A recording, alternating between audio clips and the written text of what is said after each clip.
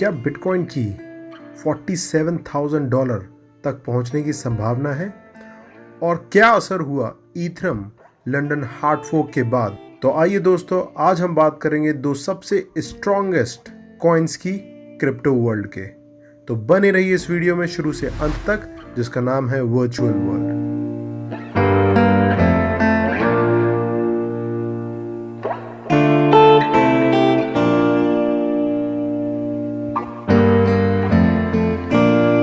Bitcoin ने वापस फिर से ग्रीन कैंडल दिखाई है और दूर तक अगला रेजिस्टेंट भी नहीं दिख रहा है। छोटे समय में बिटकॉइन $40,000 तक का क्लेम कर रहा है। सिर्फ $180 मिलियन ही शॉर्ट पोजीशन हुआ है। इसके बाद प्राइस बढ़े हैं। शॉर्ट्स लिक्विडेट के साथ बिटकॉइन $47,600 तक का क्लाइम कर सकता है। बिटकॉइन एक सर्कुलर रेजिस्टेंट लेवल में बटा हुआ था जो इसे ऊपर जाने से रोक रहा था और बिटकॉइन इसे ब्रेक कर रहा था और एक लंबी रैली के लिए तैयार है। कुछ डाउटर्स ने बहुत ही ट्राई किया इसे शॉर्ट करने का। इस हफ्ते पर प्राइस कंटिन्यू राइज होता गया। बायबिट का डाटा बताता है कि मोर देन 180 मिलियन वर्थ की पोजीशन लिक्विडेट हुई है पिछले कुछ घंटों में, और ऐसा लगता है कि BTC 41,000 लेवल को बहुत ही छोटे समय में पार कर देगा।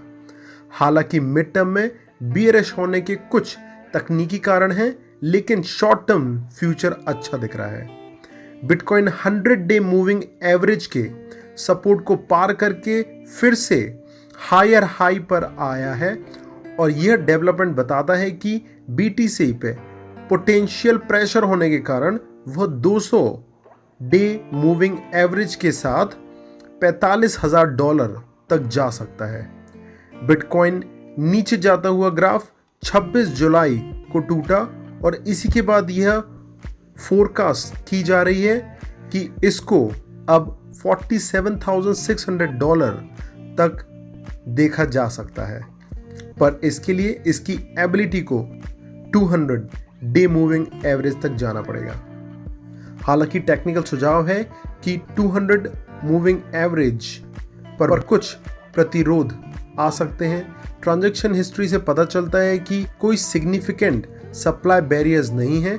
केवल $42,650 से $43,900 के बीच थोड़ा बाइंग प्रेशर दिख रहा है, पर इस लेवल पर लगभग 30,000 एड्रेसेस पहले 3,50,000 बिटकॉइन खरीद चुके हैं।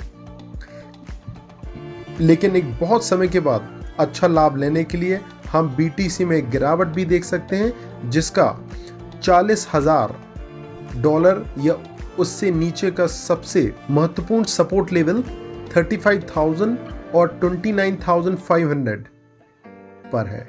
तो अगर आप अपने पैसे को कहीं निवेश करना चाहते हैं तो पहले पूरी जानकारी और अपने विवेक से करें। दोस्तों, इसी के साथ इथेरियम का लंदन हार्ड फोर्क में IEP 1159 लॉन्च के 2 दिन बाद इथेरियम 30 मिलियन बर्न कर चुका है। इथेरियम नेटवर्क ने 5 अगस्त को लंदन हार्ड फोर्क लागू होने के बाद $3,000 को सर्कुलेशन से हटा दिया है, जिसने माइनस को रिवॉर्ड करने का तरीका बदल दिया है। इथेरियम का नया transaction fees burning mechanism IEP 1159 ने 2 दिन पहले लागू होने के बाद से नेटवर्क के सर्कुलेशन से ETH में $3,000 को हटा दिया है। IEP 1559 5 अगस्त को इथेरियम के लंदन हार्ड फोर्क के हिस्से के रूप में पेश किए गए 5 अपग्रेड्स में एक है। इसने इथेरियम की ऑक्शन स्टाइल ट्रांजैक्शन फी मैकेनिज्म को एल्गोरिथम रूप से निर्धारित ऑल्टरनेटिव के साथ बदल दिया है। जब तक कि यूजर्स विशेष रूप से माइनस को टिप नहीं देते हैं, उन्हें अब लेन देन शुल्क प्राप्त नहीं होंगे। इसकी बजाय शुल्क बर्न कर दिया जाएगा, जिससे सर्कुलेशन में इथेरियम की टोटल सप्लाई कम हो जाती है। इथेरियम ट्रैकर अल्ट्रासाउंड मनी के आंकड़ों के अनुसार अब तक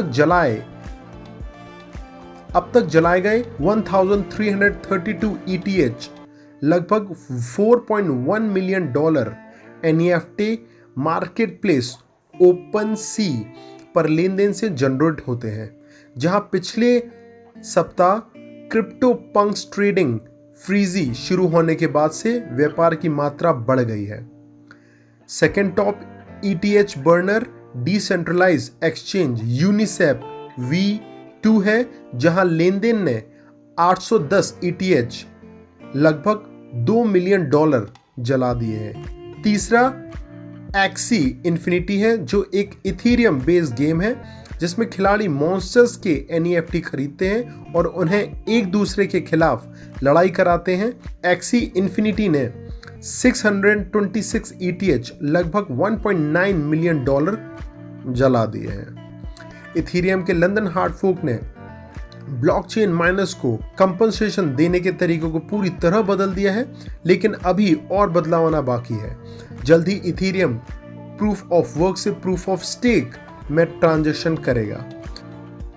नेटवर्क के एजेंडे में अगला मर्ज है, जो इथीरियम के मेन नेट को इथीरियम 2.0 वीकन चेन से जोड़ता है, जब इथीरियम का करंट इटरेशन नेटवर्क की अगली पीढ़ी के साथ लिंक होता है।